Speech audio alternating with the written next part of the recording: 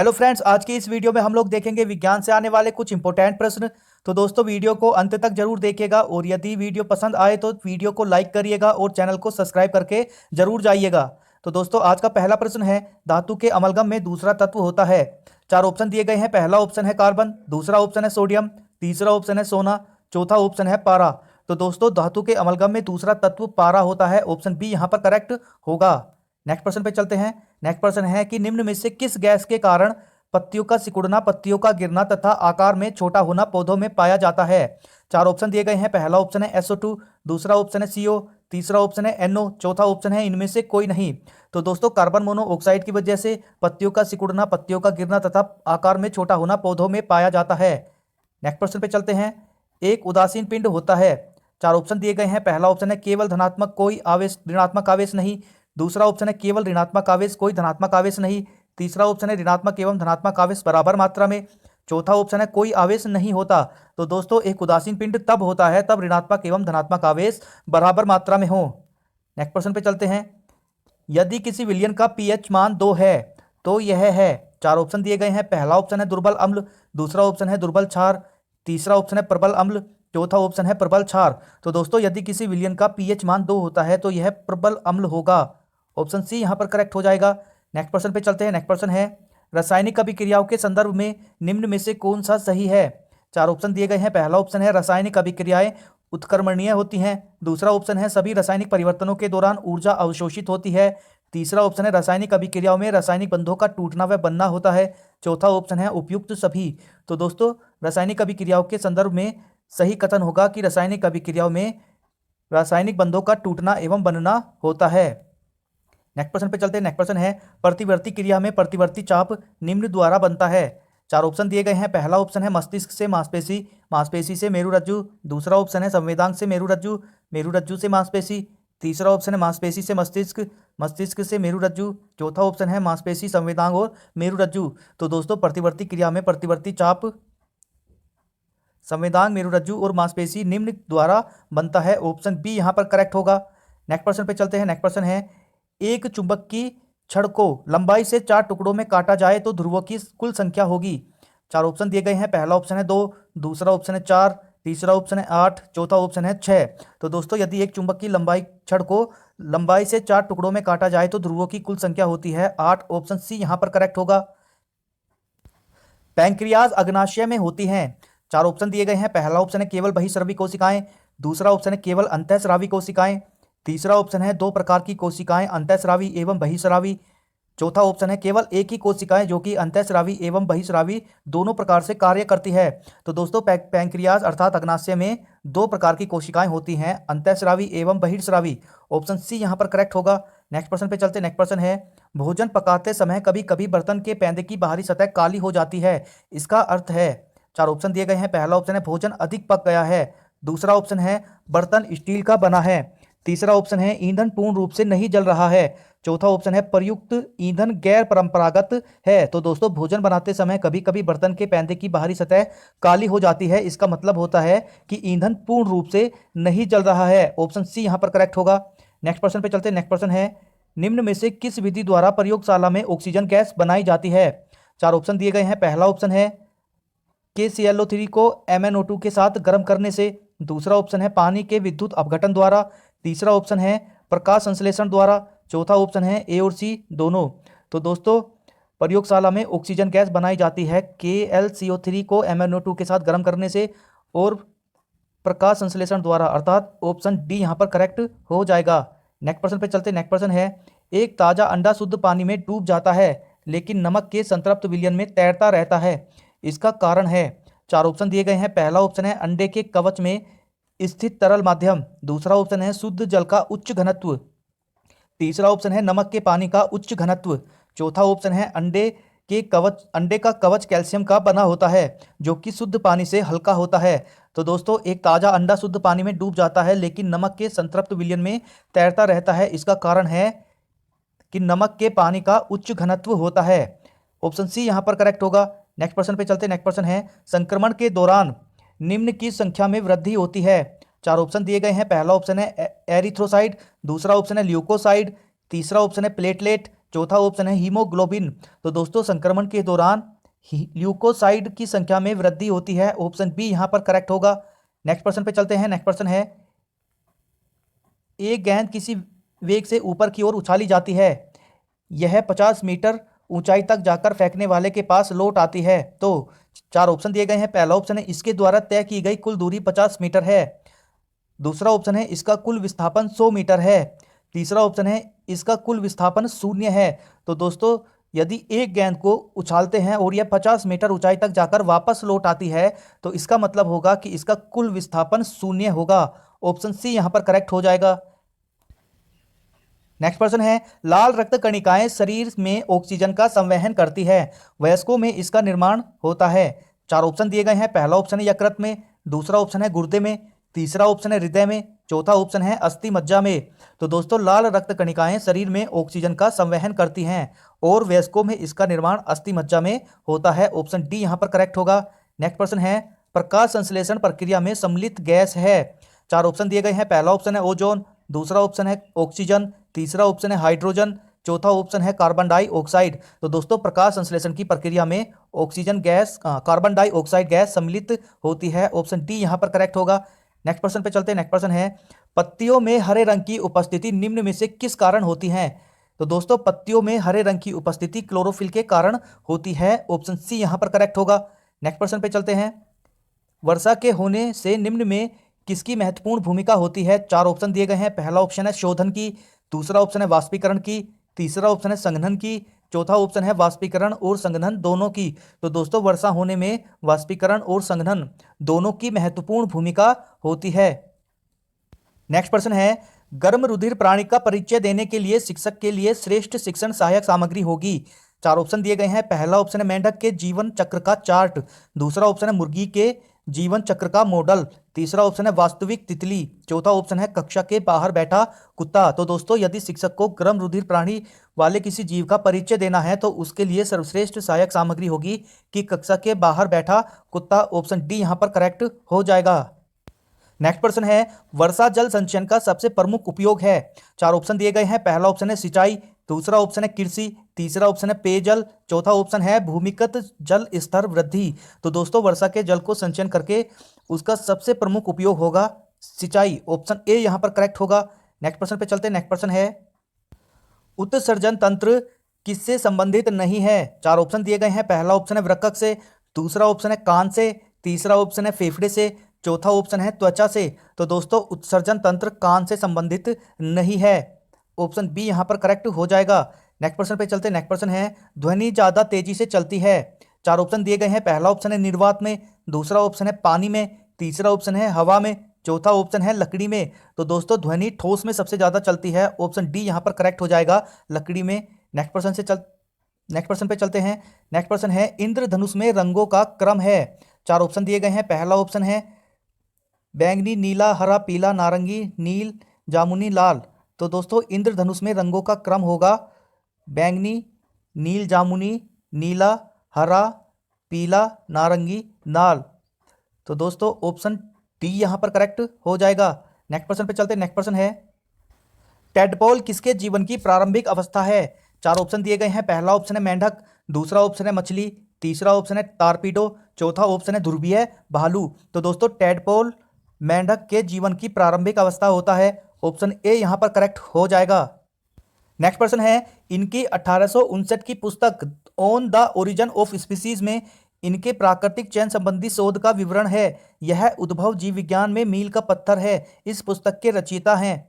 चार ऑप्शन दिए गए हैं। पहला ऑप्शन है अल्बर्ट आइंस्टीन, दूसरा ऑप्शन है चार्ल्स डार्विन, तीसरा ऑप्शन है जॉन मेंडल, चौथा ऑप्शन है न्यूटन। तो दोस्तों 1859 की पुस्तक on the origin of species के रचयिता हैं चार्ल्स डार्विन। ऑप्शन बी यहां पर करेक्ट हो जाएगा। नेक्स्ट प्रश्न है, एक गिलास पानी में चुटकी भर नमक घोल दिया जाए तो जल का स्तर। चार ऑप्शन दिए गए हैं। पहला ऑप्शन है बढ़ जाएगा, दूसरा ऑप्शन है घट जाएगा, तीसरा ऑप्शन है एक समान रहेगा, चौथा ऑप्शन है इनमें से कोई नहीं। तो दोस्तों एक गिलास पानी में चुटकी भर नमक घोल दिया जाए तो पानी का जल स्तर एक समान रहता है। ऑप्शन सी यहां पर करेक्ट हो जाएगा।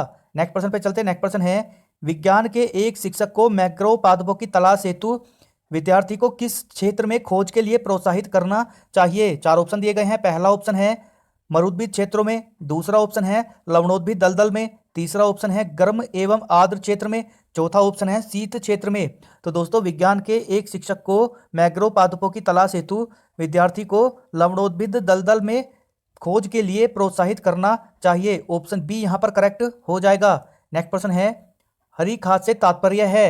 4 ऑप्शन दिए गए हैं। पहला ऑप्शन है फसलों में कृमिनाशक डालना, दूसरा ऑप्शन है लेग्यूमिनस पौधों की हरी फसल उगाना, तीसरा ऑप्शन है मिट्टी में अपघटित कार्बनिक पदार्थ मिलाना, चौथा ऑप्शन है फसलों में ताजा बने पेप्सिटाइड डालना। तो दोस्तों हरी खाद से तात्पर्य है लेग्यूमिनस पौधों की हरी फसल उगाना। ऑप्शन बी यहाँ पर करेक्ट हो जाएगा। नेक्स्ट प्रश्न है, प्रक्रिया जिसके द्वारा पौधे प्रजनन करते हैं कहलाती है? 4 ऑप्शन दिए गए हैं। पहला ऑप्शन है प्रकाश संश्लेषण, दूसरा ऑप्शन है वाष्पीकरण, तीसरा ऑप्शन है संघनन, चौथा ऑप्शन है परागण। तो दोस्तों प्रक्रिया वह प्रक्रिया जिसके द्वारा पौधे प्रजनन करते हैं कहलाती है परागण। ऑप्शन डी यहाँ पर करेक्ट हो जाएगा। नेक्स्ट प्रश्न पे चलते हैं, अवलोकन, प्रयोग व निम्न विज्ञान की 3 विधियां हैं। 4 ऑप्शन दिए गए हैं। पहला ऑप्शन है निगमन, दूसरा ऑप्शन है परिकल्पना, तीसरा ऑप्शन है मापन, चौथा ऑप्शन है अनुमान। तो दोस्तों अवलोकन, प्रयोग एवं निगमन विज्ञान की 3 विधियां होती हैं। ऑप्शन ए यहां पर करेक्ट हो जाएगा। लोहे की छड़ को एक सिरे से गर्म करने पर उसका दूसरा सिरा भी गर्म हो जाता है, इस प्रकार के पदार्थ को कहते हैं?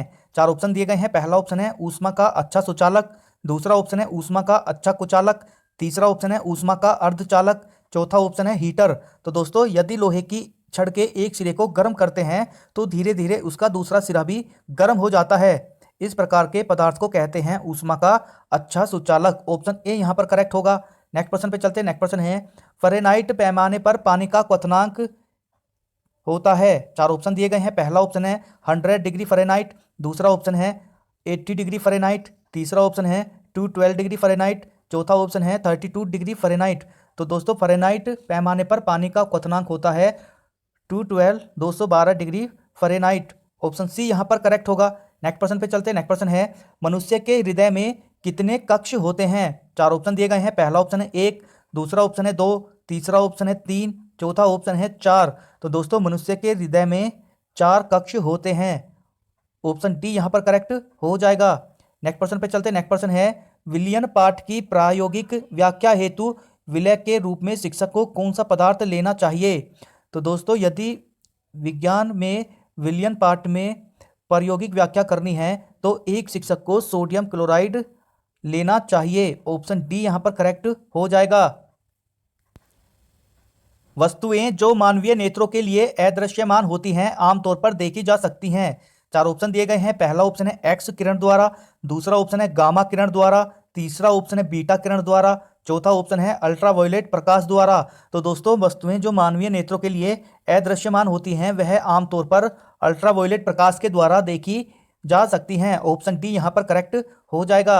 नेक्स्ट प्रश्न पे चलते हैं। नेक्स्ट प्रश्न है, दूध का पाश्चीकरण कैसे किया जाता है? 4 ऑप्शन दिए गए हैं। पहला ऑप्शन है 100 डिग्री सेल्सियस पर 15 मिनट तक या 90 डिग्री सेल्सियस पर 5 मिनट तक गर्म करके, दूसरा ऑप्शन है 100 डिग्री सेल्सियस पर 15 मिनट तक या 90 डिग्री सेल्सियस पर 32 मिनट तक गर्म करके, तीसरा ऑप्शन है 71 डिग्री सेल्सियस पर 15 मिनट तक या 62 डिग्री सेल्सियस पर 5 सेकंड तक गर्म करके, चौथा ऑप्शन है 71 डिग्री सेल्सियस पर 15 सेकंड या 62 डिग्री सेल्सियस पर 32 मिनट तक गर्म करके। तो दोस्तों दूध का पाश्चीकरण होता है 71 डिग्री सेल्सियस पर 15 सेकंड तक या 62 डिग्री सेल्सियस पर 32 मिनट तक गर्म करके। ऑप्शन डी यहाँ पर करेक्ट हो जाएगा। रेशम की रासायनिक प्रकृति है? 4 ऑप्शन दिए गए हैं। पहला ऑप्शन है कार्बोहाइड्रेट, दूसरा ऑप्शन है वसा, तीसरा ऑप्शन है प्रोटीन, चौथा ऑप्शन है वसीय अम्ल। तो दोस्तों रेशम की रासायनिक प्रकृति होती है, रेशम एक प्रोटीन होता है। ऑप्शन सी यहाँ पर करेक्ट हो जाएगा। नेक्स्ट प्रश्न है, कीट भक्षी पादप जिस मृदा पर उगते हैं उनमें कौन सा तत्व नहीं होता? 4 ऑप्शन दिए गए हैं। पहला ऑप्शन है नाइट्रोजन, दूसरा ऑप्शन है कार्बन, तीसरा ऑप्शन है सल्फर, चौथा ऑप्शन है पोटेशियम। तो दोस्तों कीट भक्षी पादप जिस मृदा पर उगते हैं उनमें नाइट्रोजन नहीं होता। ऑप्शन ए यहाँ पर करेक्ट हो जाएगा। नेक्स्ट प्रश्न पे चलते हैं। नेक्स्ट प्रश्न है, निम्न में से कौन सा जल को असंक्रमित करने में सहायक नहीं है? 4 ऑप्शन दिए गए हैं। पहला ऑप्शन है निस्पंदन या छानना, दूसरा ऑप्शन है क्लोरीन गोलियां, तीसरा ऑप्शन है फिटकरी, चौथा ऑप्शन है उबालना।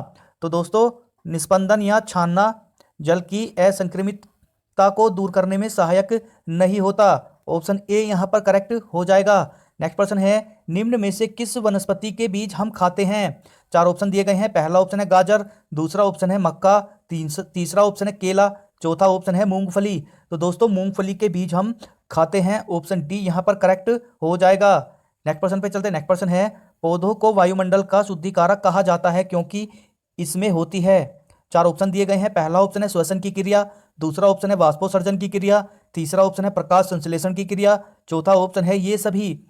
तो दोस्तों पौधों को वायुमंडल का शुद्धिकारक कहा जाता है क्योंकि इसमें प्रकाश संश्लेषण की क्रिया होती है जिसके फलस्वरूप ऑक्सीजन गैस निकलती है।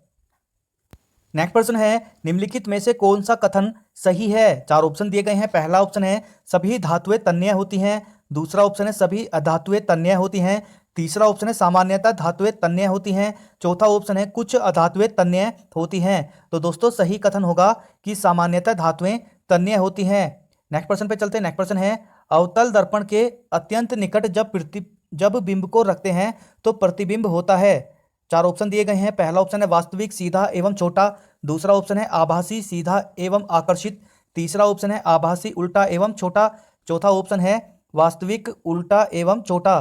तो दोस्तों अवतल दर्पण के अत्यंत निकट जब बिंब को रखते हैं तो प्रतिबिंब होगा आभासी सीधा एवं आकर्षित। ऑप्शन बी यहाँ पर करेक्ट होगा। नेक्स्ट प्रश्न पे चलते हैं। नेक्स्ट प्रश्न है पक्षमाप उपकला प्राणियों के शरीर में कहाँ मिलता है? 4 ऑप्शन दिए गए हैं। पहला ऑप्शन है आमाशय, दूसरा ऑप्शन है श्वसनिका, तीसरा ऑप्शन है आंत, चौथा ऑप्शन है वायुकोश। तो दोस्तों पक्षमाप उपकला प्राणियों में के शरीर में श्वसनिका में मिलती है। ऑप्शन बी यहाँ पर करेक्ट हो जाएगा। नेक्स्ट प्रश्न है डायनामाइट का आविष्कार किसके द्वारा किया गया था? 4 ऑप्शन दिए गए हैं। पहला ऑप्शन है जीन एंटोनी लोनेट, दूसरा ऑप्शन है अल्फ्रेड नोबेल, तीसरा ऑप्शन है जोसेफ नाइसफोर निप्से, चौथा ऑप्शन है टेड नेल्सन। तो दोस्तों डायनामाइट का आविष्कार अल्फ्रेड नोबेल के द्वारा किया गया था। ऑप्शन बी यहाँ पर करेक्ट हो जाएगा। नेक्स्ट प्रश्न पे चलते हैं। नेक्स्ट प्रश्न है टेलीविजन का आविष्कार किसने किया था? 4 ऑप्शन दिए गए हैं। पहला ऑप्शन है J.L. बेड, दूसरा ऑप्शन है अरस्तु, तीसरा ऑप्शन है जेम्स क्लर्क मैक्सवेल, चौथा ऑप्शन है निकोला टेस्ला। तो दोस्तों टेलीविजन का आविष्कार J.L. बेड के द्वारा किया गया था। नेक्स्ट प्रश्न पे चलते हैं। नेक्स्ट प्रश्न है वनस्पति कोशिका भित्ति इससे बनी होती है। 4 ऑप्शन दिए गए हैं। पहला ऑप्शन है सेलुलोज, दूसरा ऑप्शन है ग्लूकोज, तीसरा ऑप्शन है सुक्रोज, चौथा ऑप्शन है फ्रैक्टोज। तो दोस्तों वनस्पति कोशिका भित्ति सेल्यूलोज के द्वारा बनी होती है। नेक्स्ट प्रश्न पे चलते हैं। नेक्स्ट प्रश्न है मैग्नीशियम निम्नलिखित में से किसका संघटक धातु है? 4 ऑप्शन दिए गए हैं। पहला ऑप्शन है पर्णहरित अणु क्लोरोफिल, दूसरा ऑप्शन है DNA, तीसरा ऑप्शन है माइटोकॉन्ड्रिया, चौथा ऑप्शन है राइबोसोम।